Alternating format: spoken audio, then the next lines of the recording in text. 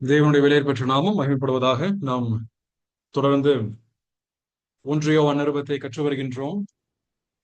இன்றைக்கும் 2ஆம் அதிகாரத்திலிருந்து கற்றுக்கொள்ள இருக்கிறோம். கடந்த வாரத்திலே நாம் 2ஆம் அதிகாரத்திலே அதனுடைய 12 முதற்கொண்டு இருக்கக்கூடிய வசனங்கள் 12, 13, 14 ஆகிய 3 வசனங்களை நாம் தியானித்தோம். இந்த முழு பகுதியை நாம் வாசிக்கும் பொழுது 1 யோவான் 2ஆம் அதிகாரத்தினுடைய 3வது வசனம் துவங்கி 17வது வசனம் வரைக்குமாக from chapter 2 verse 3 down to verse 17 இது ஒரு பர்டிகுலர் பேசேஜாக நான் இதை அறிமுகம் செய்யும் பொழுது நான் சொன்னேன். இதனுடைய தலைப்பாக லைஃப் ஆஃப் லவ், அன்பினுடைய வாழ்க்கை என்ற தலைப்பில் தான் அந்த பெரும் பகுதி அமைந்திருக்கிறது. அதை நாம் சற்று பிரித்து நம்முடைய புரிந்து கொள்வதற்கு ஏற்றவனமாக அதனை 3ஆக பிரித்து நாம் அதனை தியானித்தோம். முதலாவதாக அதன் லைஃப் ஆஃப் ஒபீடியன்ஸ், கீழ்ப்படிதல் உள்ள ஒரு வாழ்க்கை. ஒரு விசுவாசிக்கு கண்டிப்பாக அது காணப்பட வேண்டும் என்பதை நாம் 3 முதற்கொண்டு 6 வரை இருக்கின்ற வசனத்திலே அதை தியானித்தோம். அடுத்தபடியாக 7 முதற்கொண்டு இருக்கின்ற 11 வரையுள்ள வசனங்கள் from verse 7 to verse 11 வரைக்குமாக நாம் தியானிக்கும் பொழுது life of loving one another, ஒருவரை ஒருவர் நேசித்து வாழ்கின்ற வாழ்க்கை என்பதை குறிப்பிட்டு நாம் தியானித்தோம். மூன்றாவதாக 12 முதற்கொண்டு இருக்கக்கூடிய வசனங்கள் 12 முதற்கொண்டு 14 வரை இருக்கின்ற வசனத்திலே லைஃப் ஆஃப் மெச்சூரிட்டி, பக்குவம் அடைகின்ற ஒரு வாழ்க்கை என்பதை நாம் தியானித்தோம். இன்றைக்கு 15 முதற்கொண்டு 17 வரை இருக்கின்ற வசனங்கள் 15, 16, 17 ஆகிய 3 வசனங்களை நாம் தியானிக்க இருக்கின்றோம். The love that God hates, தேவன் வெறுக்கக்கூடிய அன்பு என்பதுதான் இதனுடைய தலைப்பாக இருக்கிறது. இந்த 3 முதற்கொண்டு 17 வரை இருக்கின்ற வசனத்தை நீங்கள் வாசித்து அதனை தியானிக்கும் பொழுது தொடர்ச்சியாக அன்பு என்பது அதன் மூலமாய் ஊடுருவி வருகின்ற காரியம் என்பதை நாம் காண முடியும். அன்பு இருந்தால் மட்டும்தான் ஒரு நபர் கீழ்ப்படிய முடியும். ஏனென்றால் ஆண்டவர் சொல்லும் பொழுதே என்னை நேசிக்கிறவர்கள் என்னுடைய கட்டளைக்கு கீழ்ப்படிவார்கள் என்பதை யோவான் சுவிசேஷத்திலே அவர் நேரடியாகவே சொல்லியிருக்கிறார். ஆகவே ஒரு மனுஷன் தேவனுக்கு கீழ்ப்படிந்து அந்த கட்டளைக்கு ஏற்றபடியாக வாழ்வான் என்றால் அவருடைய கோட்பாடுகளின்படி ஜீவிக்கும் பொழுது, அவரை பின்பற்றி வாழும் பொழுது அவருடைய பாதச்சுவடுகளை பின்பற்றுகிறான். அப்படி அவருடைய பாதச்சுவடுகளை பின்பற்றி வாழக்கூடிய ஒரு மனிதன் 7 முதற்கொண்டு 11 வரை இருக்கின்ற வசனத்தை வாசிக்கும் பொழுது அவன் அன்பு நிறைந்த ஒருவனாக தன்னுடைய வாழ்க்கையிலே அன்பு காணப்படும், அவனுடைய வாழ்க்கையிலே மன்னிப்பு காணப்படும், ஒருவரை ஒருவர் நேசிப்பதும் ஒருவரை ஒருவர் ஏற்றுக்கொள்வதும் இருக்கக்கூடிய ஒரு பண்பு நிச்சயம் அவனுடைய வாழ்க்கையில காணப்படும் என்பதை நாம் தியானித்தோம். அவன் தன்னுடைய வாழ்க்கையிலே சிறு பிள்ளையாக இருப்பது மட்டுமல்ல, அவன் வாலிப பருவத்தை அடைந்து பக்குவம் அடைகின்ற ஒரு ஆவிக்குரிய நிலைமையிலே வளருகின்ற ஒரு நிலை அவனுக்கு காணப்படும் என்பது 12 முதற்கொண்டு 14 வரை இருக்கின்ற வசனத்தை அடிப்படையாக வைத்து நாம் தியானிக்க முடியும். ஆகவே இப்படிப்பட்ட நிலைமையிலே அன்பை குறிப்பிட்டு சொல்லி இருக்கின்ற இந்த வசனங்கள், it talks about the love of obedience, it talks about the love of loving each other, ஒருவரை ஒருவர் நேசிக்கின்ற வாழ்க்கை, அந்த அன்பை நிறைந்திருக்கின்ற ஒரு மனுஷன். If a person has love for God and for men, it is certain and it is evident that he is maturing in his Christian life. தன்னுடைய ஜீவியத்திலே அவன் வளர்ந்து பெருகக்கூடியவனாக அல்லது பக்குவம் அடைகின்ற ஒருவனாய் வருகிறான் என்பது அது நமக்கு நிரூபிக்கக்கூடியதாக இருக்கிறதை 12 முதல் 14 வரைக்கும் நாம் தியானிக்க முடியும். இந்த பகுதியை அப்போஸ்தலனாகிய யோவான் கடைசியாக சொல்லி வரும் பட்சத்திலே இதெல்லாம் ஒருபுறம் வைத்துவிட்டு தேவன் வெறுக்கக்கூடிய அன்பு எப்படிப்பட்டதாக இருக்கின்றது என்பதையும் அவர் நமக்கு ஒரு எச்சரிப்பூட்டுகின்ற வகையிலே அவர் சொல்கிறார். அவர் உறுதிப்பாட்டை ஏற்கனவே சொல்லிவிட்டார், அஷூரன்ஸ் ஏற்கனவே சொல்லிவிட்டார்.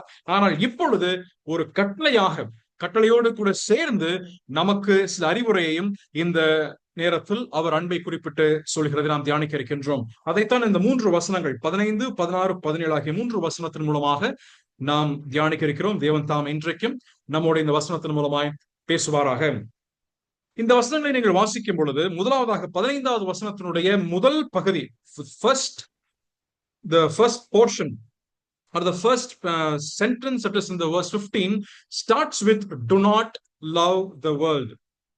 இன்னும் சில மொழியாக்கங்களிலே love not the world, உலகத்தை நேசிக்காதிருப்பீர்களாக, உலகத்தில் உள்ளவைகளிலும் அன்பு கூறாதிருங்கள் என்று ஒரு நேரடியான it is a commandment, it is a straightforward commandment that was given by Apostle John. நேரடியாகவே அவர் ஒரு கட்டளையை அன்பிற்கு நேராக கொடுக்கின்றதை நாம் இந்த வசனத்திலே வாசிக்கின்றோம். அதான் முதல் பகுதியாக 15 முதல் கொண்டு இதை நேரடியாக வசனமாக நான் பிரிக்கவில்லை, மாறாக இதில் இருக்கின்ற 3 கருத்துக்களை, இந்த 3 வசனத்திலே 3 கருத்துக்களை நான் சொல்ல வேண்டும் என்று விரும்புகிறேன். முதலாவதாக the exclusive nature of true love, exclusive nature of true love. உண்மையான அன்பினுடைய தனித்துவமான பண்பு என்ன என்பது இந்த 3 வசனத்திலே நாம் தியானிக்க இருக்கின்றோம். அதை இங்கே யோவான் சொல்லும் பொழுது அதனை கட்டளையாக பிறப்பிக்கின்றார். என்ன கட்டளை சொல்கிறார்? நீங்கள் உலகத்திலும் உலகத்தில் உள்ளவைகளிலும் அன்பு கூறாதிருங்கள் என்று அவர் ஆரம்பிக்கின்றார். Here the word love not the world, neither the things that are in the world. இங்கே அவர் பயன்படுத்தக்கூடிய வேர்ல்ட் என்ற வார்த்தை, உலகம் என்ற வார்த்தை நாம் சற்று படிக்கும் பொழுதே நமக்கு இந்த யோவானுடைய சுவிசேஷமாக இருந்தாலும் சரி அல்லது யோவானுடைய நிருபமாக இருந்தாலும் சரி, இந்த வேர்ல்ட், உலகம் என்று சொல்லக்கூடிய இந்த வார்த்தை அடிக்கடியாக பயன்படுத்தக்கூடிய, அவருக்கு அதிகமாக பிரியமாக இருக்கக்கூடிய ஒரு வார்த்தையை நாம் இந்த இடத்துல நாம் காண்கிறதை நாம் வாசிக்கின்றோம். It is a word that is repetitively used in the writings of John.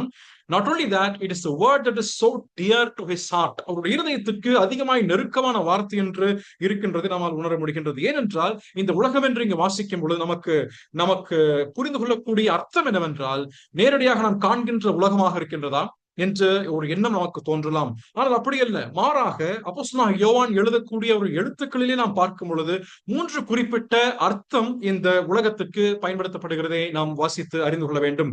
முதலாவதாக, இந்த உலகம் என்பதற்கு காஸ்மோஸ் என்ற கிரேக்க வார்த்தை தான் பயன்படுத்தப்பட்டிருக்கிறது. காஸ்மோஸ் என்றால் இங்கே நாம் பார்க்கக்கூடிய உலகம். இந்த காஸ்மோஸ் என்று அல்லது இங்கே பார்க்கக்கூடிய அண்டம், இங்கே இருக்கக்கூடிய யூனிவர்ஸ், இதற்கெல்லாம் இந்த காஸ்மோஸ் என்ற வார்த்தை தான் பயன்படுத்தப்பட்டிருக்கிறது.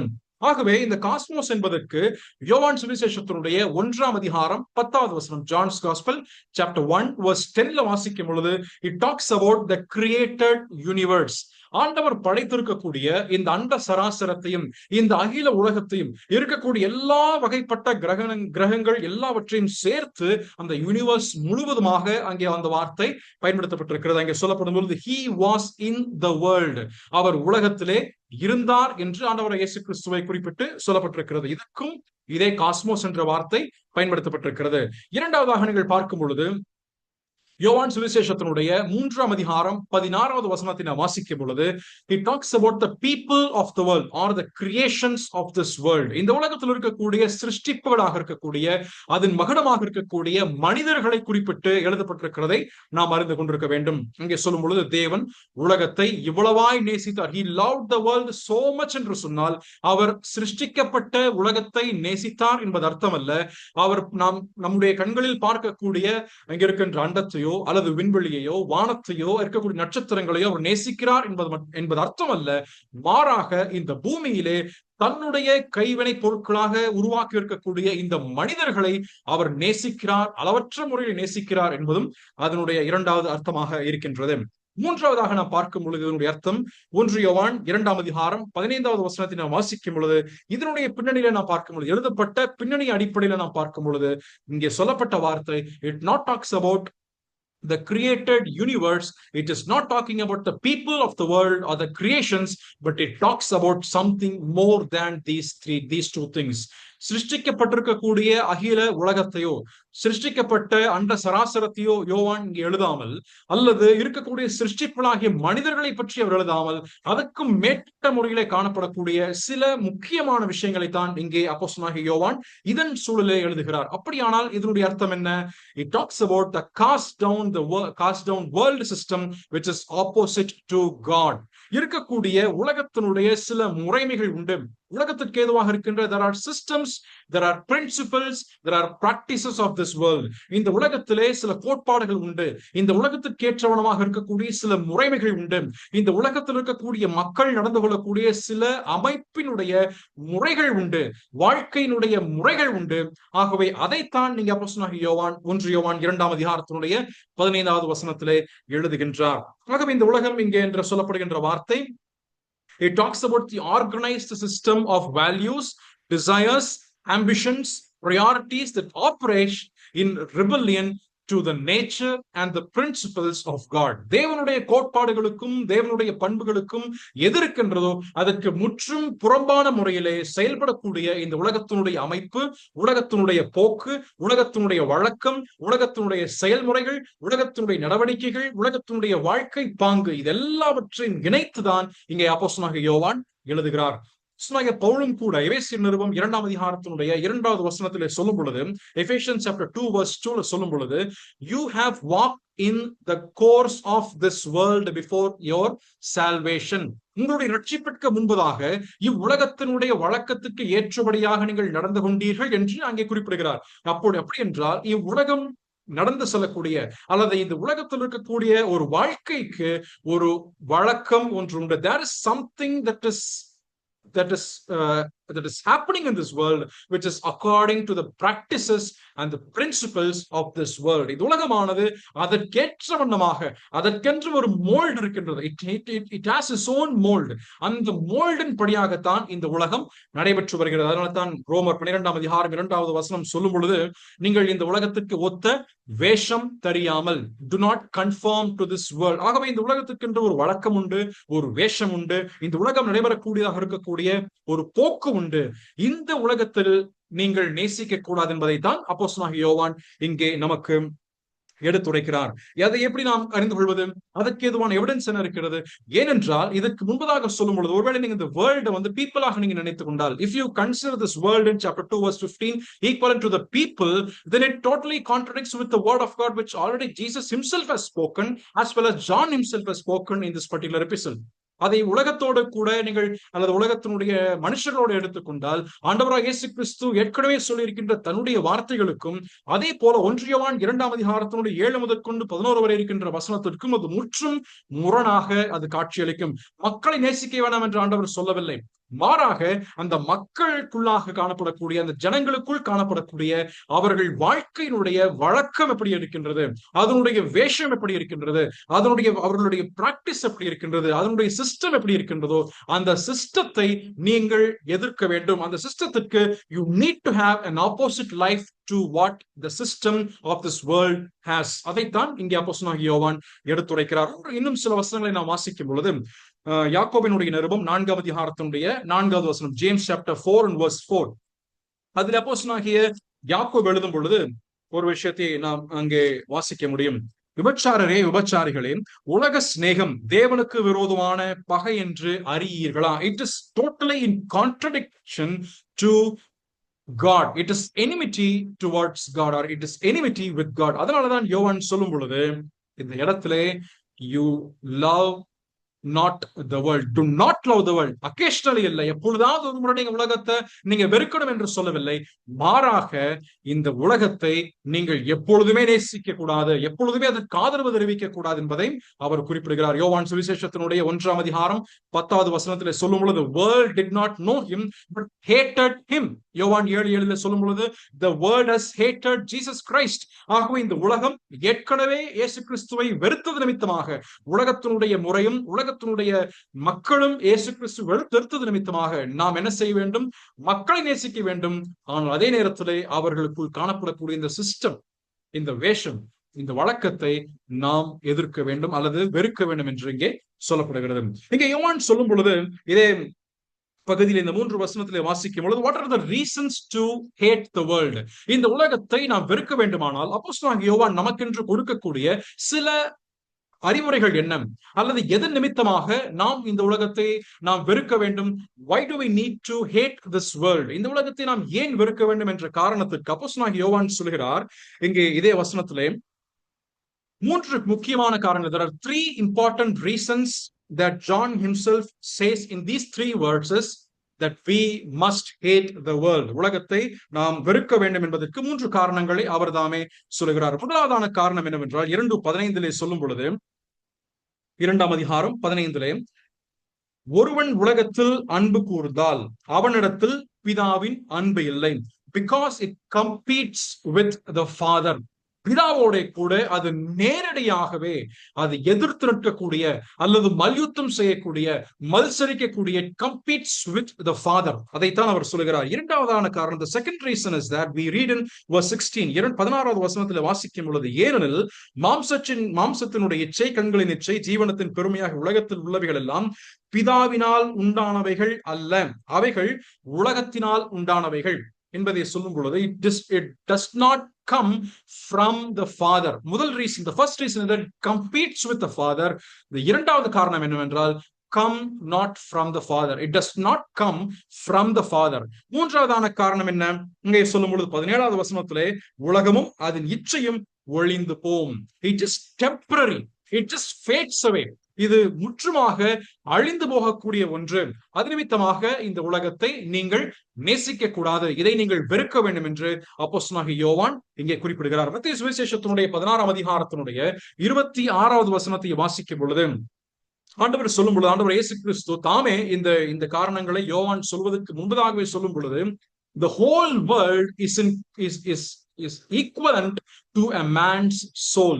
ஒரு மனுஷன் உலகம் முழுவதையும் ஆதாயப்படுத்தினாலும் தன்னுடைய ஜீவனை இழந்து போனால், தன்னுடைய ஆத்மாவை இழந்து போனால் அவனுக்கு லாபம் என்ன? அப்படியானால் உலகமும் ஆத்மாவும் ஒன்றை ஒன்று எதிர்த்து நிற்கக்கூடிய ஒன்றாக இருக்கிறது. அதே போல மத்தேயு சுவிசேஷத்தினுடைய 13ஆம் அதிகாரம் 22வது வசனத்திலும் சொல்லும் பொழுது அது வேத வசனத்தை அதை எடுத்து போடக்கூடியதாக இருக்கிறது. So the world will take away the word of God that was planted in a believer's life. ஒரு விசுவாசியின் வாழ்க்கையிலே விதைக்கப்பட்டிருக்கக்கூடிய தேவனுடைய வசனமானது இந்த உலகம் அது பறித்து போடக்கூடியதாக இருக்கிறது என்பதை அங்கே ஆண்டவர் இயேசு கிறிஸ்து ஏற்கனவே சொல்லியிருக்கிறார். யோவான் சொல்லியிருக்கக்கூடிய இந்த 3 காரணங்களை சற்று விரிவாக நாம் சிந்திக்கவிருக்கிறோம். 1 யோவான் 2:15 வாசிக்கும் பொழுது, if anyone loves the world, the love of the Father is not in him. இங்கே சொல்லப்படும் பொழுது இந்த அன்பு என்பது it talks about the settled devotion to something. ஏதோ ஒன்றுக்கு இருக்கக்கூடிய முழுமையான ஒரு பக்தி நிறைந்திருக்கக்கூடிய ஒரு அர்ப்பணம் தான் இந்த அன்பு என்ற வார்த்தையினுடைய அர்த்தமாக இருக்கிறது. It is treasured so much. இந்த உலகத்தை நான் என்னுடைய பொக்கிஷமாக நான் கருதுகிறேன், இந்த உலகத்தை என்னுடைய இருதயத்துக்கு மிக நெருக்கமாக நான் கருதி கொண்டிருக்கிறேன் என்று சொல்லி ஒரு மனுஷன் ஜீவிக்கும் பொழுது he himself is competing with the Father because of the love that he has within himself. ஏனென்றால் உலகம் என்ன சொல்லும்? நீ இப்பொழுதுக்காக ஜீவி. உலகத்தினுடைய முறைகள் என்ன சொல்கிறது? You just live for now. நீ இப்பொழுது இந்த நாளுக்கு என்று ஜீவித்துக்குள், நாளையெல்லாம் you don't think about yourself. You just live for the pleasures that the world give for you right now. இப்பொழுது உனக்கென்று இந்த உலகம் கொடுக்கக்கூடியவற்றை நீ வாழ்ந்துகொள். You build your name. உனக்கென்று ஒரு மகுடம் சூட்டிக்கொள், உனக்கென்று ஒரு பெயர் புகழை நீ சூட்டிக்கொள். நீ எப்படிப்பட்ட இன்பங்களில் வேண்டுமானாலும் நீ உன்னை நீயே இணைத்துக் கொள்ளலாம் என்று இந்த உலகம் சொல்லக்கூடியதாக இருக்கிறது. ஆனால் பிதா என்ன சொல்கிறார்? You live for the eternity. Have your eyes on the eternity. உன்னுடைய கண்களை நீ நித்தியத்திற்கு நேராக நீ பதித்துக்கொள். உன்னுடைய வாழ்க்கை கிறிஸ்துவை மையமாக வைத்து கிறிஸ்துவை உயர்த்தக்கூடியதாக இருக்க வேண்டும் என்று ஆண்டவர் சொல்கிறார். அது மட்டுமல்ல, நீ உன்னுடைய பெயர் புகழுக்காக அல்ல, மாறாக உன்னை நீ வெறுத்து சிலுவையை எடுத்துக்கொண்டு என்னை பின்பற்றி வர வேண்டும் என்றுதான் வேதத்துணை வசனம் சொல்கிறது. ஆகவே இந்த இடத்துல பார்க்கும் பொழுது totally competes with what the Father or the God himself has told. இவைகள் பிதா என்ன சொல்லியிருக்கிறாரோ அதற்கு முற்றும் எதிர்த்து நிற்கக்கூடியதாக இருக்கின்றது. அப்படியானால் பிதாவினுடைய அன்பில்லை. பிதாவின் மேல் அன்பு இருக்கும் என்று சொன்னால், if you love the Father, you will obey the commandments of the Father. பிதாவின் மேல் அன்பு இருக்கும் என்று சொன்னால், பிதா என்னென்ன கட்டளைகளை நமக்கு என்று கொடுத்திருக்கிறாரோ அந்த கட்டளைகள் எல்லாவற்றையும் நாம் என்ன செய்வோம்? பின்பற்றுவோம். அதுல எந்த விதமான முரண்பாடுமே இருக்காது. உலகத்தினுடைய முறைகள் சொல்லும், நீ அவனை கொன்றுபோடு என்று உலகத்தினுடைய முறைமைகள் சொல்லும். ஆனால் பிதாவாகிய தேவன் சொல்லுகின்ற அந்த வார்த்தை என்ன? அது என்னவாக இருக்கிறது? நீ மன்னிக்க வேண்டும் என்று சொல்லும். நீ இது உலகம் என்ன சொல்லுகிறதோ, உலகத்தினுடைய பிராக்டிஸ் பதிலடி கொடு என்று சொல்லும். You just retaliate with your enemy என்று சொல்லும். ஆனால் வேதம் சொல்லும் பொழுது பிதாவினுடைய பூரண சற்குணம் உன்னுடைய வாழ்க்கையிலே காணப்பட வேண்டும் என்று நமக்கு எடுத்துரைக்கிறது. ஆகவே அந்த கட்டளைகள் உலகம் சொல்லக்கூடிய அதனுடைய பிராக்டிஸும் அதனுடைய principles, it is totally competing with the father. நாம் உலகத்தை நேசித்தோம் என்று சொன்னால் பிதாவினுடைய அன்பு நம்மிடத்திலே இல்லை, அல்லது பிதாவின் மேல் உள்ள அன்பு நம்மிடத்துல இல்லை. அப்படியான பிதாவினுடைய அன்பு நம்முடைய வாழ்க்கையில் இருக்கும் என்று சொன்னால், if we have the love of the Father within ourselves, which means we have the love of Christ in ourselves, we will certainly fulfill the commandments of the Lord Jesus Christ. ஆண்டவர் இயேசு கிறிஸ்துவினுடைய கட்டளைகளுக்கு நிச்சயம் கீழ்ப்படிவோம். Because the heart has a throne. இருதயத்துக்கு ஒரு சிம்மாசனம் இருக்கிறதா நாங்கள் கற்பனை செய்து கொண்டால், அந்த சிம்மாசனத்துல யார் மட்டும்தான் உட்கார முடியும்? How many people can sit in a throne? ஒருத்தர் தான் உட்கார முடியும். Either the world or the Father. ஒன்ற உலகம் அமர்ந்திருக்க வேண்டும், இல்லை என்றால் பிதா அமர்ந்திருக்க வேண்டும். இருவருமே கொஞ்சம் மாத்தி மாத்தி மாத்தி 3 ஹவர்ஸுக்கு உலகம், 3 ஹவர்ஸுக்கு பிதா, 3 மணி நேரம் உலகம், 3 மணி நேரம் பிதா என்று அமர்ந்திருக்க போவதில்லை. There cannot be two sovereigns in one seat. There can either the love of the Father or the love of the world. They cannot coexist at the same time. இரண்டுமே ஒரே நேரத்தில் ஒரே சிம்மாசனத்தில் அமர்ந்து ஆட்சி புரிய முடியாது என்பதும் இதில் நாம் கற்றுக்கொள்ளக்கூடிய முதல் காரணம். இரண்டாவதாக அப்போஸ்தலனாகிய யோவான் சொல்லக்கூடிய காரணம் என்னவென்றால் 16வது வசனத்திலே it does not come from Father. இந்த உலகமானது பிதாவினிடத்திலிருந்து உண்டானவைகள் அல்ல. இவைகளெல்லாம் எங்கே இருந்து உண்டானது? உலகத்தினால் உண்டானவைகள். அதை தான் கடைசியில verse 16 கடைசி பேசேஜ்ல சொல்லும் பொழுது not of the Father but is of the world. இதெல்லாம் எங்கே இருந்து? The origination, the origin of something that talks about or that has the practices and the principles that does not come from the Father. எதையோ பிதா இதை உருவாக்கினார், பிதாவானவர் இதனை உருவாக்கி இதை மனுஷனுடைய இருதயத்திலே வைத்தார் என்பதல்ல. அப்படி அல்ல. ஏனென்றால் இன்றைக்கு அநேகர் நினைத்துக் கொண்டிருக்கக்கூடிய விஷயம் என்னவென்றால், நாம் செய்யக்கூடிய தீமைகள், நாம் செய்யக்கூடிய பொல்லாப்பு, நாம் செய்யக்கூடிய அனைத்து அசுத்தமாக இருக்கின்ற எல்லா நடவடிக்கைகளையுமே கர்த்தர் தான் இதனை உருவாக்கி இருக்கிறார். Evil itself was created by God என்று சொல்லக்கூடிய அநேகர் இன்றைக்கும் தத்துவ ஞானிகளாக, பிலாசபர்ஸாக, ஏத்திஸ்டாக இன்றைக்கு உலகத்தில் இருக்கிறார்கள். அன்றைக்கு வாழ்ந்திருக்கக்கூடிய மக்களும் அப்படிதான் சொல்லிக் கொண்டிருந்தார்கள். என்ன சொன்னார்கள்? It is if God has created something good, it is also true that God has created something evil.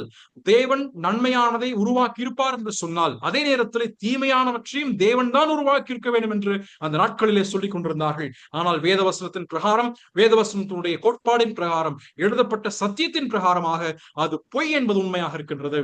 It is not created by God. It is not originated from the Father, but it was originated by Satan. சாத்தானாலே இது உருவாக்கப்பட்டு, சாத்தானாலே இந்த முறைமைகள் தோற்றுவிக்கப்பட்டு, இவைகள் இந்த உலகத்திற்குள்ளாக நடைமுறைப்படுத்தப்பட்டு அது வருகின்றது. எப்படி நடைமுறைப்படுத்தப்படும்? பிதாவினுடைய வார்த்தைக்கு கீழ்ப்படிந்து, பிதாவினுடைய சொற்களுக்கு கீழ்ப்படிந்து, அவருடைய கட்டளைகளுக்கு என்று கீழ்ப்படிந்து ஒரு மனுஷன் நடக்கும் பொழுது அந்த பிராக்டிஸ், அந்த பிரின்சிபல்ஸ், அந்த நடைமுறையில் இருக்கக்கூடிய வழக்கம் தான் உலகத்திலே வரும்.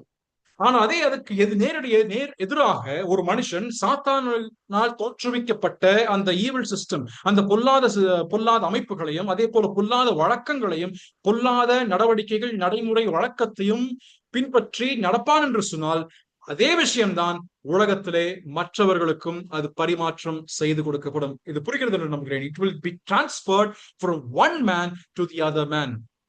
It is based upon who is your father. உங்களுடைய தகப்பன் ஆண்டவராக இயேசு கிறிஸ்துவாக பிதாவாக இருப்பார் என்று சொன்னால், அவருடைய கற்பனைகளுக்கு என்று கீழ்ப்படிந்து, அவருடைய கட்டளைக்கு என்று கீழ்ப்படிந்து அதை நாம் பின்பற்றுவோம். அவருடைய கட்டளை என்ன சொல்கின்றதோ அதை பின்பற்றி நாம் ஜீவிப்போம்.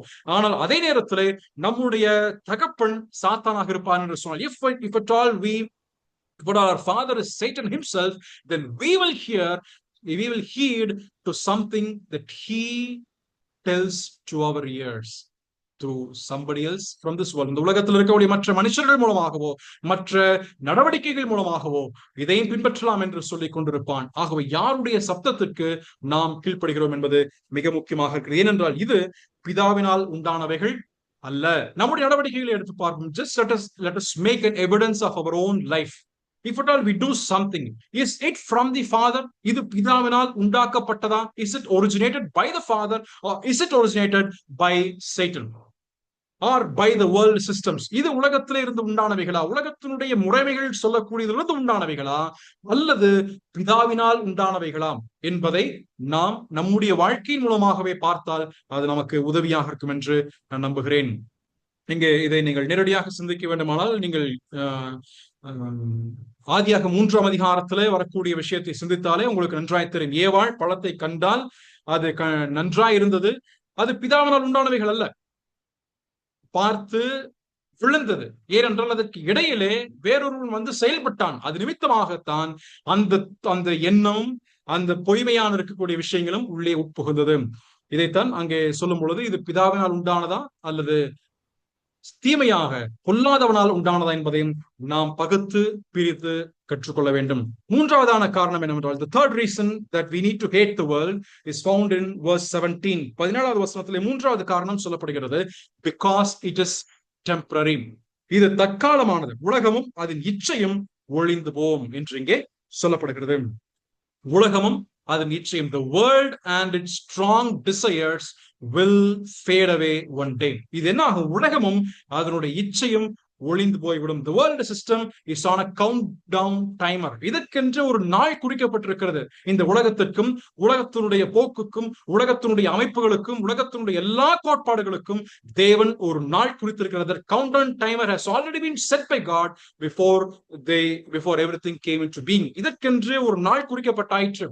அந்த நாள் வரும் பரியந்தம் இதற்கென்று அந்த நாள் குறிக்கப்பட்ட அந்த டே, அந்த மினிட், அந்த ஹவர், அந்த நாழிகை வரும் அந்த நேரம் வரைக்குமாக, till the time comes, the world and the lust will go on increasing. அதிகமாக அது பெருகிக் கொண்டே இருக்கும். ஆனால் அந்த கவுண்டவுன் டைமர் எப்பொழுது ஆண்டவருடைய அந்த கேலண்டர்ல முடிவடைகின்றதோ, it will just be wiped away. அது முற்றுமாக அழிக்கப்பட்டு போகும். எப்படியா 2 பேதுருவிலே 3ஆம் அதிகாரத்திலே அப்போஸ்தலனாகிய பேதுரு எழுதும் பொழுது, இந்த உலகமானது ஒரு பாயை போல it will be just wiped away. எப்படியாக அது உருவழிந்து போகும், அது உருகி போகும் என்பதை நாம் வாசிக்கின்றோமோ, அது போல அந்த நாள் பரியந்தமா we do not know when it will happen. We do not know when the countdown timer is going to stop. எப்பொழுது அந்த நாள் காட்டி அது நிறுத்தப்பட போகிறது நமக்கு தெரியாது. ஆனால் தேவன் அதை அறிந்திருக்கிறார். It is known only to the Father. அந்த நாள் பரியந்தமாக இது நடைபெற்றுக் கொண்டிருக்கும். ஆகவேதான் இதை சொல்லும் பொழுது it is temporary. இது தற்காலமானது. The system that fuels the sensual craving. மனுஷனுக்குள்ளாக தோற்றுவிக்கக்கூடிய இந்த உணர்வு ரீதியாக இருக்கக்கூடிய ஏக்கங்கள், எண்ணங்கள், அதனுடைய விருப்பம், வாஞ்சைகள், உலகத்துடைய வழக்கத்துக்கு ஏற்றபடியாக இருக்கக்கூடிய பொருளாதார நிலைமையில் இருக்கக்கூடிய சகோதரிக்க வேண்டும் என்ற விருப்பம், வாஞ்சை, அல்லது தன்னைத்தானே மேன்மைப்படுத்திக் கொள்ள வேண்டும், மகிமைப்படுத்திக் கொள்ள வேண்டும் என்று இருக்கின்ற எல்லா சிந்தனைகளுமே இவைகள் அனைத்திற்கும் ஒரு முடிவு ஒன்று உண்டு. இதெல்லாம் என்ன இல்லைங்க? It is not something that is permanent. It is temporary. It is on a countdown timer. இதற்கென்று ஆண்டவர் என்ன செய்திருக்கிறார்? ஒரு நாள் குறிப்பை அவர் வைத்திருக்கிறார். அது எப்பொழுது வரும்? அந்த நாள் எப்பொழுது? ஆண்டவர் இயேசு கிறிஸ்து மத்தேயு சுவிசேஷம் 24ஆம் அதிகாரத்திலே தன் சீடர்களிடம் அவர் பேசிக் கொண்டிருக்கும் பொழுது, ஆண்டவரே, இவைகள் எல்லாம் எப்பொழுது சம்பவிக்கும்? Lord, when will these things happen? Is the question that was asked by the disciples when Christ was talking about the end of times in the 24th chapter of Matthew. The Lord says nobody knows the time. இது யாருக்கும் தெரியாது. But there will be signs. ஆனால் அதற்கென்று சில அடையாளங்கள் காணப்படும். அத்திமரம் துளிர்க்கிறதை பார்க்கும் பொழுது உங்களுக்கு என்ன தோன்றுகிறதோ, அப்பொழுது காலம் நிறைவேறுவதற்கு சமீபமாயிற்று என்பதை நீங்கள் அறிந்து கொள்ளுங்கள் என்று சொல்கிறார். அது போல காலத்தினுடைய நிறைவு இப்பொழுது வந்தடைந்திருக்கிறார். அதனாலதான் இதை சொல்லும் பொழுது இங்கே யோவான் சொல்லிக் கொண்டு 18வது வசனம் வரும் பொழுது, verse 18 அவர் சொல்லும் பொழுது, we are in the last time. It is the last time. It is the last days. இது கடைசி காலமாக இருக்கிறது என்று 18வது வசனத்தில் சொல்கிறார். அப்படியானால் யோவான் வாழ்ந்திருந்த நாட்கள் AD 95, 98 அந்த வருஷமே இது காலத்தின் கடைசி என்று சொன்னால், இப்பொழுது நாம் வாழ்ந்து கொண்டிருக்கக்கூடிய காலம் என்பது என்னதுங்க? It is almost the end of the end times. முடிவுக்கு வந்து விட்டோம். we are just on the brim of the end days. இன்னும் சில நாளிகை அல்லது இன்னும் சில நாட்கள், இன்னும் சில மாதங்கள், எவ்வளவு என்று தெரியாது. அந்த நாட்கள், மாதங்கள், வருஷங்கள் உருண்டோடின பின்பதாக we will just enter into it. அது நாட்கள் முடியும், நாம் எடுக்கப்படுவோம், ஆண்டவருடைய வருகை வந்தடையும். அதைத்தான் இங்கே அப்போஸ்தலனாகிய யோவான் சொல்கிறார். இதற்கென்று it is temporary and a countdown timer is already set. இங்கே முதலாவதாக நாம் சிந்தித்த விஷயம் என்னவென்றால், it is the exclusive nature of true love. இந்த அன்பு, ஆண்டவர் வெறுக்கின்ற இந்த அன்பு தேவனுடைய அன்பிற்கு அது ஒன்றோடொன்று முரண்பாடாக இருக்கிறது. love the world, then it just passes away. உலகத்தை நாம் நேசிப்போம் என்று சொன்னால் நாமும் உலகத்தோட கூட மாய்ந்து போவதற்கு வாய்ப்புண்டு. அதற்கேற்ற பிரதிபலன் நமக்கு கிடைக்கப்பெறாது. அதனாலதான் இங்கே 17வது வசனத்திலே அப்போஸ்தலனாகிய யோவான் சொல்லும் பொழுது, ஒளிந்து போவோம், ஆனால் தேவனுடைய சித்தத்தின்படி செய்கிறவனோ என்றென்றைக்கும் நிலைத்திருப்பானே. இது தற்காலிகமானது, அதுவோ நிலைத்திருப்பது. இது அழிந்து போகும் ஒன்று, அதுவோ நீடித்த ஆயுளை பெற்றிருப்பது என்பதையும் அவர் ஒப்பிட்டு சொல்கிறார். Love the world, but it just passes away. But do God's will, it will abide forever. ஏனென்றால் ஒன்று அது மணல் மேல் கட்டின வீட்டை போல இருக்கும், மற்றொன்றோ பாறையின் மேல் கட்டப்பட்ட உறுதியானதும் அஸ்திவாரமுடையதுமாக அது காணப்படும் என்பதை நாம் முதலாவதாக நாம் சிந்திக்கின்றோம். இரண்டாவதாக, இந்த தீமையை பற்றி, இந்த பொல்லாப்பை பற்றி, இந்த உலகத்தால் உண்டாகக்கூடிய கரைகளை பற்றி எப்படி அது வருகின்றது என்பதையும் அப்போஸ்தலனாகிய யோவான் 16வது வசனத்தில் அவர் சொல்லுகிறார். In verse 16 he talks little more in detail about how the world operates. எப்படியாக இந்த உலகமானது, அதனுடைய வழக்கமும், அதனுடைய course of this world has been explained little more in verse 16. 16வது வசனத்தில் அவர் சொல்லும் பொழுது he talks about the evilness of the world. இந்த உலகத்தினுடைய பொல்லாப்பு எப்படி செயல்படுகிறது என்பதையும் அவர் சொல்கிறார். இங்கே அவர் சொல்லும் பொழுது அதனுடைய செயல்பாடுகள், அதனுடைய ஆக்ஷன்ஸ் வந்துட்டு 1 2 3 என்று அவர் சொல்லவில்லை.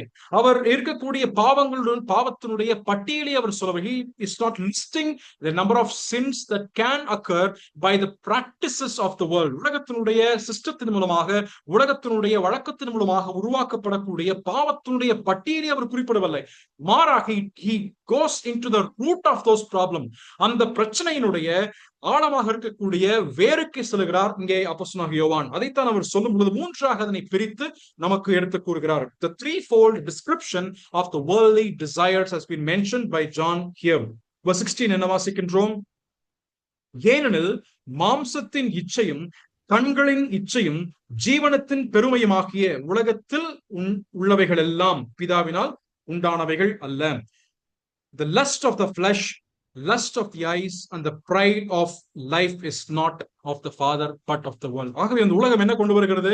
There are three dimensions of the threefold description has been brought forth for our understanding. நம்முடைய புரிந்து கொள்வதற்கு ஏதுவாக அப்போஸ்தலனாகிய யோவான் சொல்லும் பொழுது, நீங்க அநேக நேரத்தில் பார்க்கும் பொழுது நீங்கள் மேலோட்டமாக இருக்கக்கூடியவற்றை மட்டுமே நீங்கள் சிந்தித்துக் கொண்டிருக்கிறீர்கள். You just see whatever that is on the top layer.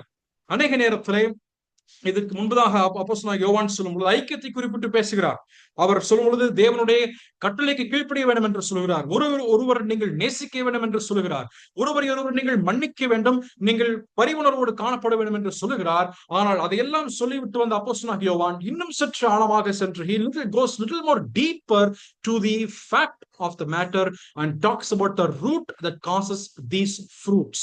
இங்கே சொல்லப்படக்கூடிய இந்த கனிகள் எப்படி இருக்கின்றதோ அதனுடைய வேர்களுக்கு சென்று அந்த வேரை நீங்கள் சரி செய்யாவிட்டால் உங்களுக்கு பிரச்சனைகள் வரும் என்பதை அவர் குறிப்பிடுகிறார். He goes into the root. ஏனென்றால் சில நேரத்திலே கனிகளை பார்க்கும் பொழுது நாம் பரவாயில்லை என்று நினைக்க தோன்றும்.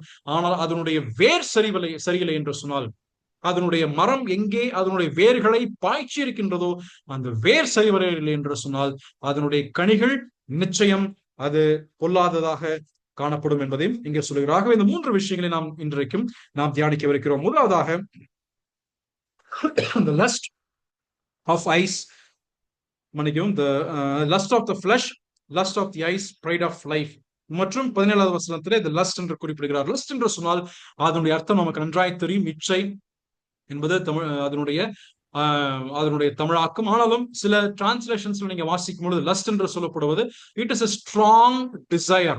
It is a strong desire. It is more than liking something. It is more than I like a particular product. ஒரு குறிப்பிட்ட பொருளை நான் விரும்புகிறேன், எனக்கு அது பிடிச்சிருக்கு, இந்த உணவு எனக்கு பிடிக்கும் என்று நான் பொதுவாக சொல்லுகிறோம். உனக்கு என்னப்பா பிடிக்கும் என்று கேட்போம். உனக்கு என்ன உணவு பிடிக்கும் என்று பொதுவாக நாம் கேட்போம். ஆனால் அந்த பிடிப்பது, it is not liking. Lust is not liking.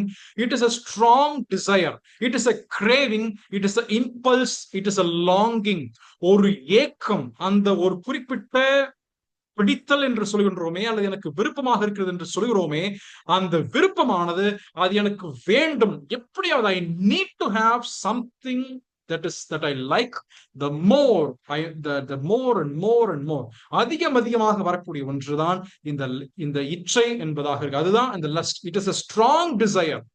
It is a strong desire that I wanted to fulfill that by some or the other means. ஏதோ ஒரு வகையிலே எனக்கு விருப்பமானதை, எனக்கு பிடித்தமான ஒன்றை, எனக்கு வேண்டும் என்று விரும்பக்கூடிய ஒன்றை நான் அடைய வேண்டும், நான் அடைந்தாக வேண்டும் என்ற ஒரு தீராத ஒரு விருப்பம், தீராத ஒரு ஆவல், அதைத்தான் ஒரு ஆவல், ஒரு கொதிப்பு என்று சொல்கிறோம் அல்லவா. It is something, the strong desire that I wanted to attain, I wanted to achieve என்று சொல்கிறோம். அதுதான் இங்க சொல்லப்படக்கூடிய லஸ்ட் என்பது.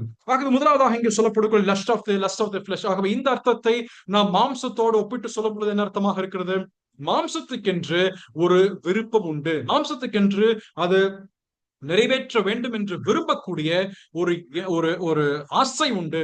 It has the desire, the flesh will always have the strong desire, the strong craving, the strong yearning. அதிகமான ஒரு ஏக்கம் இந்த மாம்சத்துக்கு உண்டு. அது என்னவாக இருக்கிறது? It could be the sexual immorality. அது பாலுறவினுடைய துன்மார்க்கமாக இருக்கலாம், அல்லது அதிகமாக இந்த மாம்சம் என்ன பண்ணும்? உணவுக்காக ஏங்கும். It will desire for the food, it will desire for something more and more, the gluttonous. இது எல்லாம் வேதம் அங்கே வேத வசனங்களுக்கு நேரடியாக வாசிக்க முடியும், நீதிமொழிகளில் வாசிக்க முடியும். அதே போல மற்ற நிருபங்கள் சுவிசேஷத்தில் வாசிக்கும் பொழுது இதெல்லாம் சொல்லப்பட்டிருக்கிறது.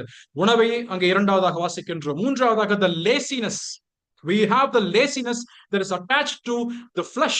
இந்த மாம்சமானது இன்னும் கொஞ்சம் உறங்கட்டும், இன்னும் கொஞ்சம் நித்திரையாக இருக்கட்டும், இன்னும் கொஞ்சம் கண் உறங்கிக் கொண்டிருக்கட்டும் என்று நீதிமொழிகளை சொல்கிறாரே, அந்த ஏக்கம் இந்த சரீரம் கேட்டுக்கொண்டே இருக்கும். The body will always yearn and will ask for the laziness of life. It asks for something that we wanted to be sluggishness. We wanted to be sluggard in our life. நம்முடைய வாழ்க்கையிலே சோம்பேறித்தனமாக எதையும் நிறைவேற்றுவதற்கு ஏதுவாக ஒரு துடிப்பற்றவர்களாக நமக்கு தோன்றுமே, அதுவும் மாம்சத்தினுடைய விருப்பம், இச்சையாக இருக்கின்றது. அது போல கோபம், அது போல பொறாமை, அது போல பெருமை, இவையெல்லாம் மாம்சம் கேட்டுக்கொண்டிருக்கக்கூடிய ஒன்றாக இருக்கிறது. அது போல சுகங்கள், சௌகரியங்கள், விக்கிரகாராதனை, இதெல்லாம் நாம் வாசிக்க முடியும். ஏன் கலாத்தியருடைய நிருபம் 5ஆம் அதிகாரத்திலே அப்போஸ்தலனாகிய பவுல் இதனை அழகாக எடுத்து காண்பிக்கிறார். In Galatians chapter 5 verse 19 வாசிக்கும் பொழுது, Galatians chapter 5:19 வாசிக்கும் பொழுது, மாம்சத்தினுடைய கிரியைகள் வெளியரங்கமாயிருக்கின்றன. அவையாவன விபச்சாரம், வேசித்தனம், அசுத்தம், காம விகாரம், விக்கிரக ஆராதனை, பில்லி சூனியம், பகைகள், விரோதங்கள், வைராக்கியங்கள், கோபங்கள், சண்டைகள், பிரிவினைகள், மார்க்கவேதங்கள், பொறாமைகள், கொலைகள், வெறிகள், களியாட்டுக்கள் முதலானவைகளை, இப்படிப்பட்டவைகளை செய்கிறவர்கள். ஆகவே இங்க அப்போஸ்தலனாகிய பவுல் சொல்வது, it is a long list that Apostle Paul has mentions about what the flesh will desire in our life. நம்முடைய வாழ்க்கையில இந்த மாம்சமானது எதையெல்லாம் அது ஏங்கும், எதையெல்லாம் அது வேண்டும் என்று கேட்கிறதோ, அதை இங்கே அப்போஸ்தலனாகிய பவுல் அங்கே கலாத்தியர்களை குறிப்பிடுகிறார். அது இதெல்லாம் எங்குகின்றது? வெறித்தனம், வேசித்தனம், அதே போல விக்கிரகாராதனை, வில்லி சூனியங்கள், பகைகள், விரோதங்கள், கோபங்கள், சண்டைகள், இதில் மார்க்க வேதங்கள், பிரிவினைகள், இதெல்லாவற்றையும் மாம்சம் அது விரும்பக்கூடியதாக இருக்கிறது. இதுதான் the desires of the lust. இது desires of the lust. அப்படியானால் இதெல்லாம் என்ன? It is totally in contradiction to what the God has designed and planned and purposed for a believer. ஒரு விசுவாசிக்கு தேவன் எதையெல்லாம் ஒரு வடிவமைத்து, எதையெல்லாம் திட்டம் வைத்து, எதையெல்லாம் விசுவாசி தன் வாழ்க்கையை பின்பற்ற வேண்டும் என்று விரும்புகின்றானோ, அது முற்றுமாய் இதற்கு எதிர்த்து செயல்படக்கூடிய ஒன்றுதான் இங்கே பட்டியலிட்டு அப்போஸ்தலனாகிய பவுல் அங்கே குறிப்பிடுகிறார். இன்னும் சொல்ல போனால், மாம்சத்தின் இச்சை என்று சொன்னால், it is the nature of the flesh.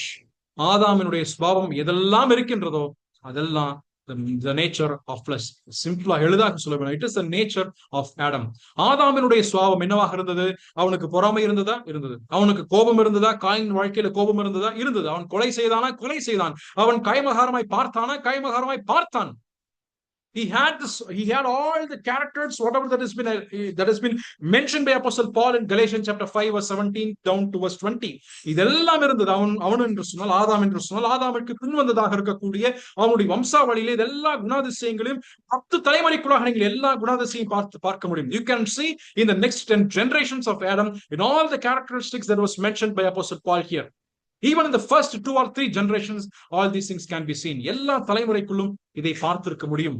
பிரியமானவர்களே, அதைத்தான் மாம்சத்தினுடைய இச்சை என்று அப்போஸ்தலனாகிய யோவான் இங்கே எழுதுகிறார். அப்போஸ்தலனாகிய பவுலும் கூட ரோமர் நிருபம் 8ஆம் அதிகாரத்திலே 6வது வசனத்திலே சொல்லும் பொழுது, ரோமன் சாப்டர் 8 verse 6 அங்கே சொல்லும் பொழுது என்ன சொல்கிறார்? ரோமன் சாப்டர் 8 verse 6, ரோமர் 8:6 மாம்ச சிந்தை மரணம், ஆவியின் சிந்தையோ ஜீவனும் சமாதானம். இதாவது ஜக்ஸ்டபோஸ்டாக கொடுத்து கொண்டே வருகிறார். மாம்ச சிந்தை, ஆவியின் சிந்தை. அப்பொழுது மாம்ச சிந்தை என்ன கொண்டு வருகிறது? மரணம்.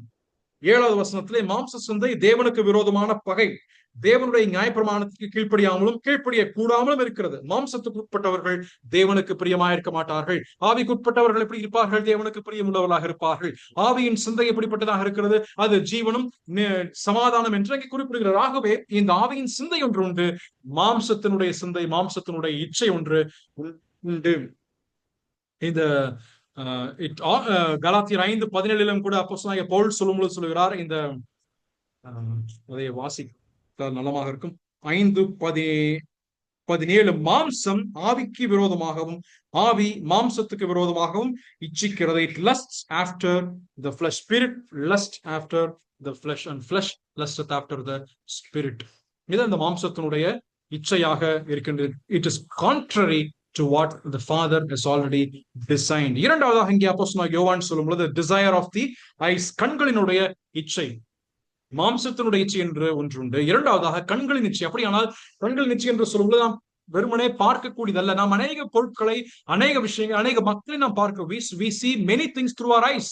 We see products, we see people, we see the positions, we see the possessions, we see many things of this world. இந்த உலகத்தினுடைய அநேக காரியங்களை, அநேக பொருட்களை நாம் பார்க்கின்றோம். ஆனால் இச்சையோடு என்று சொல்லப்படும் பொழுது, கண்களின் இச்சை என்று சொல்லும் பொழுது, when we see something, it could be people, it could be a product, it could be something that is material in this world. We lust after them or theirs or the product. இருக்கக்கூடிய ஒரு பொருளையோ, இருக்கக்கூடிய ஒன்றையோ, இருக்கக்கூடிய ஒரு மக்களையோ நாம் என்ன செய்கின்றோம்? நம்மளுடைய கண்களின் மூலமாக பார்த்து அது எனக்கு வேண்டும், அதை எப்படியாவது நான் அடைந்தே வேண்டும் என்று சொல்லி விரும்பக்கூடியவர்களாக, இச்சிக்கக்கூடியவர்களாக இருப்போம். It could be the materialism, it could be the consumer products, it could be the status. மற்றவர்களுக்கு இருக்கக்கூடிய ஒரு வெற்றியோ, மற்றவருக்கு இருக்கக்கூடிய ஒரு பொசிஷன், ஒரு ஸ்தானத்தையோ, மற்றவருக்கு இருக்கக்கூடிய வேறொன்றையோ நாம் பார்த்து ஐ வாண்ட் தட், அது எனக்கு வேண்டும் என்று சொல்லக்கூடியதாக நாம் இருப்போம். ஆதியாகமம் 3 நாம் வாசிக்கும் பொழுது ஆண்டவர் தெளிவாக கட்டளை பிறப்பித்திருக்கிறார். அந்த பழத்தினுடைய கனியை நீங்க புசிக்காதீங்க. It is not something for you to have it. உங்களுக்கு நீங்கள் புசிக்கத்தக்க மற்ற அநேக கனிகள் உண்டு. நீங்கள் புசிக்க வேண்டி, இன்புற வேண்டி இருக்கக்கூடிய, உங்களுடைய உடலுக்கு ஆரோக்கியமாக இருக்கின்ற, உங்களுடைய கண்களுக்கு தெளிவாக்கக்கூடிய எல்லா பழங்கள் இந்த தோட்டத்திலே நான் வைத்திருக்கிறேன். I have already made whatever that is required for your life. ஆனால் இங்கே சொல்லப்பட்ட விஷயத்தின் மூலமாக என்ன நடந்தது? ஏவாள் தன்னுடைய கண்களின் மூலமாக அந்த பழத்தை பார்க்கிறாள். பழத்தை பார்த்தவுடன் ஏவாள் சொன்னது என்ன? இது இங்கே புசிப்புக்கு நலமானது. அப்படியானால் மாம்சத்தினுடைய இச்சை, it is the lust of the flesh in which she has told it is good for eating. அது சாப்பிடுவதற்கு நலமானது என்று சொன்னால். இரண்டாவதாக அது கண்களை தெளிவிக்கிறது. It is delight to the eyes. அது கண்களுக்கு தெளிவிக்கின்றது. கண்களில் பார்த்தவுடனே it was something that was more covetous to the eyes. அது கண்களுக்கு அது இச்சையை உண்டு பண்ணக்கூடிய விதமாக அது அது அது அவளுடைய இருதயத்தை தூண்டினதாக இருந்தது. அதை தூண்டின பின்பு அவள் என்ன செய்கிறாள்? she is lending her hand to pluck the fruit. அதை தன்னுடைய கைகளை நீட்டி அதை பறிக்கிறாள். அப்படியான என்ன? whatever that was told by God that has forbidden to you, எது தேவனாலே உங்களுக்கு வேண்டாம், உங்களுக்கு அது ஏற்றதல்ல, உங்களுக்கு அது உகந்ததல்ல என்று சொல்லி ஆண்டவர் அங்கே வைத்தாரோ, அது தனக்கு வேண்டும் என்று சொல்லி இப்பொழுது அவள் பறிக்கிறாள். she has desired, she had a strong desire, or she had a strong lust after that fruit which was already forbidden by God. அது வேண்டும் என்று, அந்த நேரத்தில் வேண்டும் என்று என்ன செய்தார்? she wanted என்று அதனை அவர்கள் பறித்தாள், புசித்தால் பாவம் பிரவேசித்தது. இதுதான் desire of the eyes. இதுதான் கண்களினுடைய இச்சையாக இருக்கின்றது. இங்க நம்ம அநேக எடுத்துக்காட்டுகள் வேதத்திலே உண்டு. லோத்தினுடைய மனைவியை குறித்து நாம் வாசிக்கின்றோம். திரும்பி பாராது என்று சொன்னால் அவள் திரும்பி பார்த்து, she turns back, she looked after, பார்த்து உப்பு தூணானாள் என்று சொல்லப்படுகிறது. சீகேம் ஆதியாகமம் 34 வாசிக்க முடியும். ஆதியாகமம் 39 போத்திபாரனுடைய மனைவி, ஜெனசிஸ் 39 வாசிக்கின்றோம். அதே போல் ஆகான் உலகத்தின் மேல் அவன் அந்த பொருட்களை பார்த்தான், அதனுடைய பிரகாசம், அந்த பொருட்களுடைய வெளிச்சம், அதனுடைய கவர்ச்சி அவனை ஈர்த்து கொண்டதினாலே he fell for stealing the things. Steel என்பது வெளிப்புறமாக வருகின்றது, ஆனால் இது உட்புறமாக இருக்கிறது.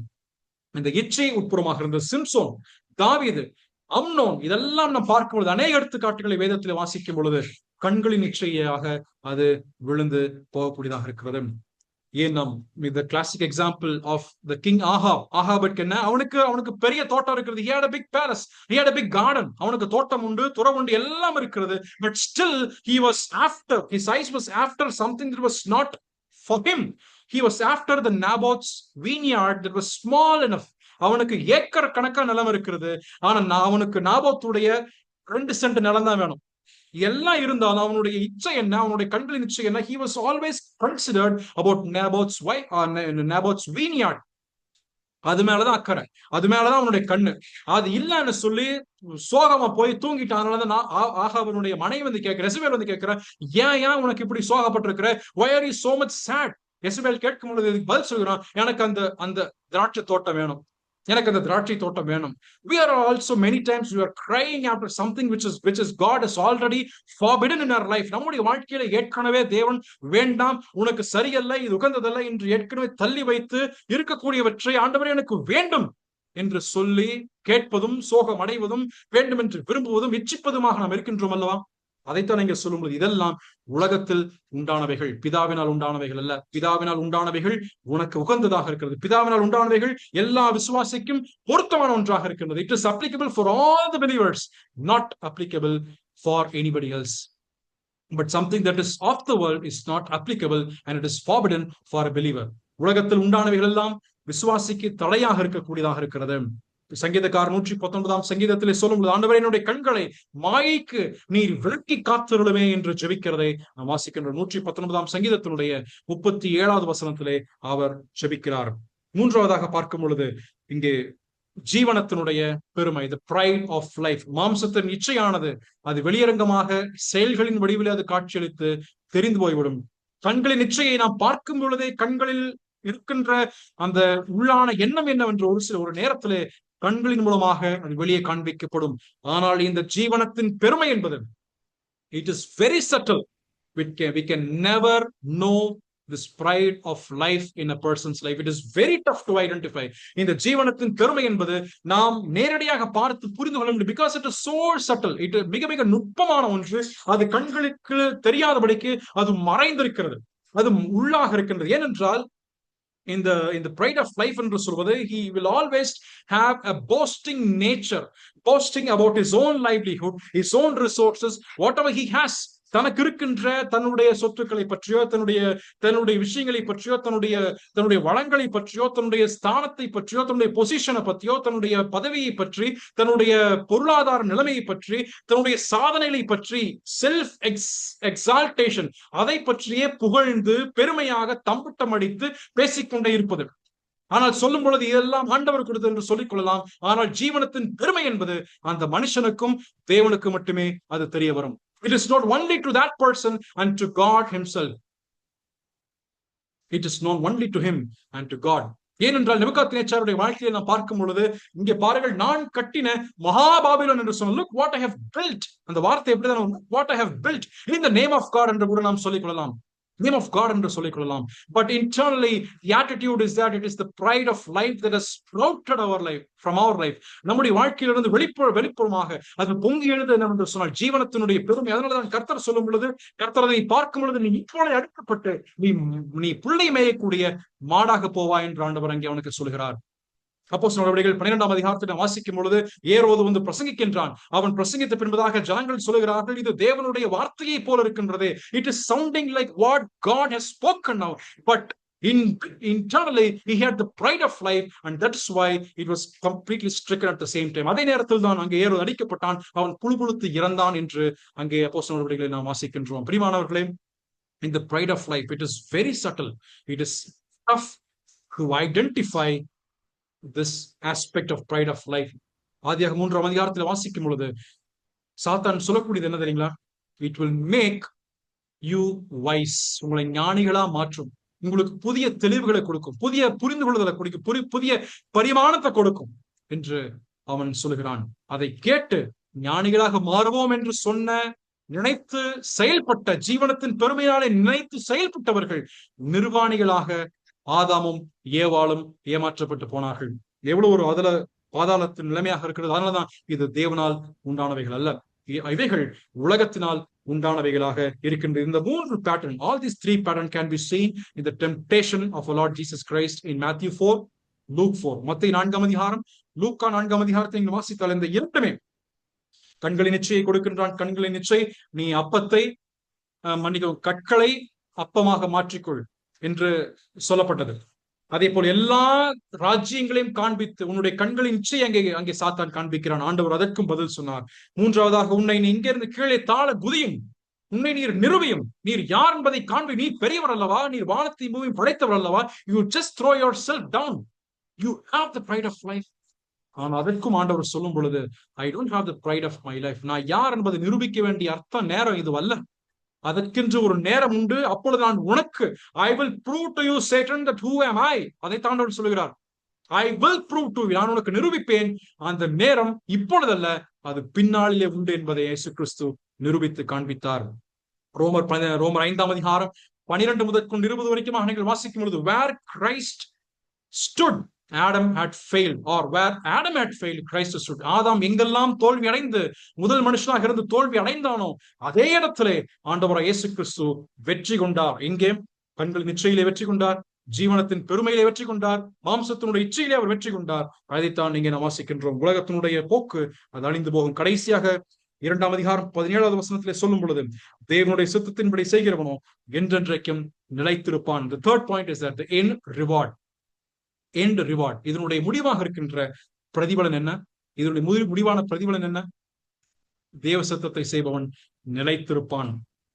He will remain eternally, not in achievement position, but in applause of God. Not by the applause of man. மனுஷனுடைய புகழ்ச்சியினாலோ, மனுஷனுடைய பாராட்டுதலுக்கு அல்ல, மாறாக தேவனுடைய பாராட்டுதலுக்கு அவன் வாழ்ந்து அவன் முடித்திருப்பான். It is the permanence of obedience. Whoever does the will of God. தேவ சித்தம் என்ன?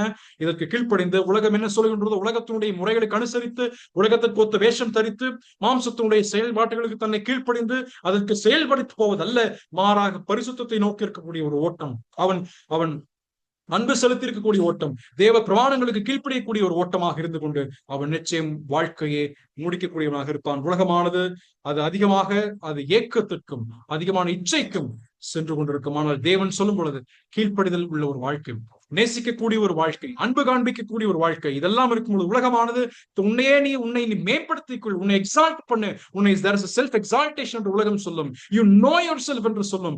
ஆனால் the word of God says, தேவ சித்தம் சொல்லுகிறது, நீ உன்னை அறிவதை விட நீ தேவ சித்தத்தை அறிந்து கொண்டு தேவனுடைய வசனத்திற்கேற்றவனமாக நீ வாழ்ந்து போனால் உன்னுடைய வாழ்க்கை இன்றைக்கல்ல, அது என்றென்றுமாக நிலைத்திருக்கக்கூடிய ஒரு வாழ்க்கையாக இருக்கும் என்று சொல்கிறார். ரோமர் நிருபத்தில் அப்போஸ்தலனாகிய பவுல் சொல்லும் serving the two masters, இரண்டு எஜமான்களுக்கு ஊழியம் செய்வதை பற்றி அவர் 3ஆம் அதிகாரத்தினுடைய கடைசியில் அவர் சொல்கிறார். என்ன சொல்கிறார்? 3ஆம் அதிகாரத்தினுடைய 30வது வசனத்திலே, 3ஆம் அதிகாரம்